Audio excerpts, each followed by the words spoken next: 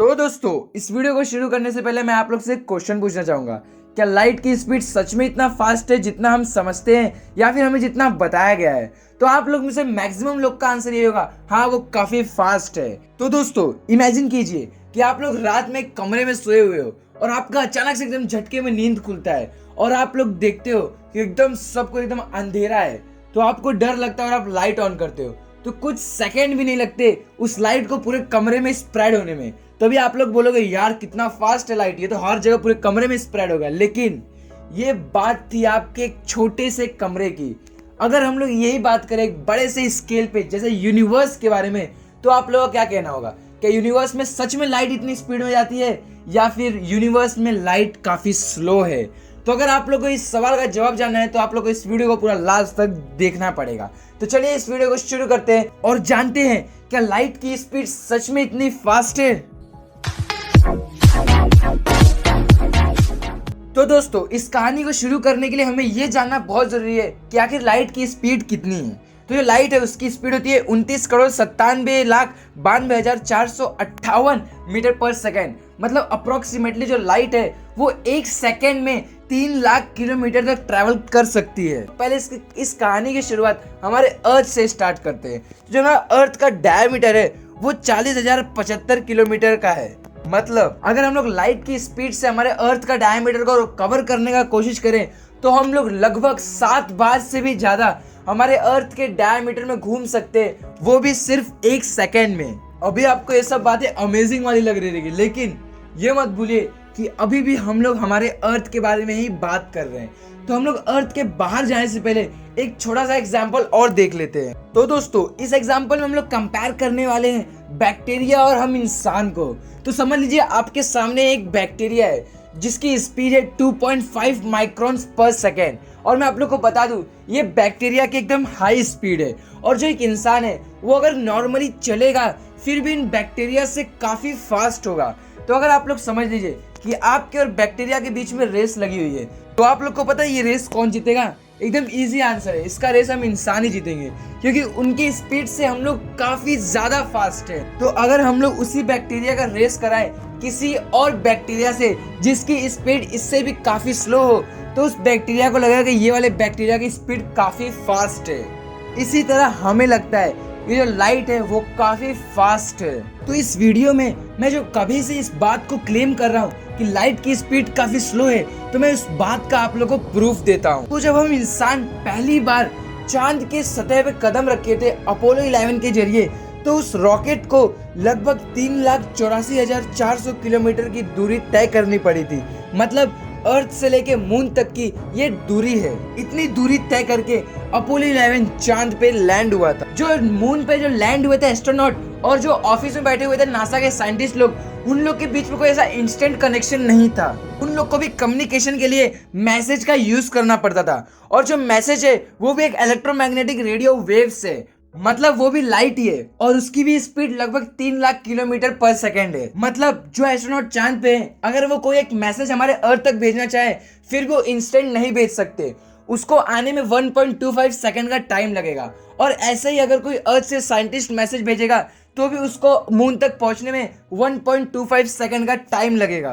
तो आप लोग में से लगभग सभी लोग का ये मन करता रहेगा कि हम लोग स्पेस में जाए और किसी दूसरे प्लैनेट पे जाए। तो अगर आप लोग फैक्ट्स चैनल पे आए गए हो तो मैं आप लोग का ये भी सपना पूरा कर देता हूँ। तो चलिए मैं आप लोग को स्पेस में लेके चलता हूँ, रॉकेट के जरिए नहीं, इमेजिनेशन के जरिए।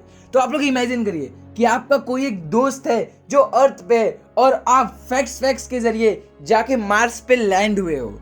तो वहां पे जाते ही आप एक सेल्फी लेते हो, क्योंकि आपको आपके फ्रेंड्स को दिखाना भी तो है आप मार्स पे गए हो, और वो भी 21 करोड़ 72 लाख किलोमीटर ट्रैवल करके। और ये जो डिस्टेंस मैंने अभी आपको बताया, ये मार्स और अर्थ के बीच का सबसे दूर का डिस्टेंस है। मतलब जब मार्स है वो अपने ऑर्बिट में अर्थ से सबसे दूर रहता है, तब लाइट को अर्थ से मार्स पे जाने तक लगभग 22 मिनट लगता है। तो अगर हम लोग बात करें मार्स और अर्थ के बीच के सबसे नजदीक का डिस्टेंस, तो वो भी है लगभग 5 करोड़ 46 लाख किलोमीटर। और ये जो डिस्टेंस है, इस डिस्टेंस को कवर करने के लाइट को केवल 3 मिनट 2 सेकेंड ही लगते हैं।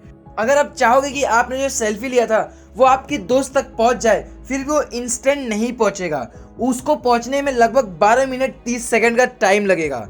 और आपके दोस्त के पास वो मैसेज पहुंचेगा, उसके बाद अगर वो रिप्लाई देगा फिर भी वो आप तक 12 मिनट 30 सेकंड बाद ही पहुंचेगा। अगर हम लोग कैलकुलेट करें तो आप लोग 1 घंटे में लगभग 3 से 4 बारी बात कर सकते हो अपने दोस्त से। तो आप लोग मार्स तक तो पहुंच ही चुके हो, तो मैं आप लोग को लेके चलता हूँ हमारे मिल्की वे के सबसे नजदीकी स्टार प्रोक्सिमा सेंटोरी के पास। तो अगर हम लोग बात करें अर्थ से लेके इस स्टार की दूरी की, तो 4.25 लाइट ईयर्स दूर है। तो मैं लाइट ईयर्स को कैसे कैलकुलेट करते हैं ये मैंने आप लोगों को पिछले वीडियो में बताया है। तो अगर आप लोग को नहीं पता कि कैसे कैलकुलेट करते हैं तो अभी आई बटन में ऊपर शो कर रहा रहेगा, तो आप इस वीडियो के बाद उस वीडियो को देख सकते हो। तो let's continue our this video. तो जैसा कि मैंने अभी आप लोग को बताया कि अर्थ और उस स्टार की दूरी 4.25 लाइट ईयर्स दूर है, तो इसका मतलब अगर आप उधर पे जाके उस स्टार पे जाके एक सेल्फी लेके अपने दोस्त को भेजते हो तो आप लोग को पता है कितना टाइम लगेगा? एक मैसेज को आपके दोस्त तक जो अर्थ पे पहुंचने में लगभग 4 साल 3 महीने, और 4 साल 3 महीने बाद आपके दोस्त के पास वो मैसेज पहुंचेगा।